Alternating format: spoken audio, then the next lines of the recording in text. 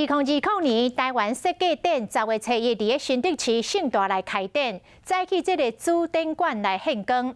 这届这个展览嘛分布伫新竹市区，为这个旧城区的东门市场、城隍庙到市立美术馆、新竹火车头，这规个城市拢是展览场。 这是台湾设计展的主场馆，那进入内底，马上就会当感受到真侪巧妙的活动设计。参照这，你来看有像电影内底的电波隧道无？也个有这是所谓世界显影装置。2020年台湾设计展要伫10月7日伫新竹市盛大开展。 早起，市政府就先予大家来看伫体育馆的主展馆，嘛要为各所来活动来做宣传。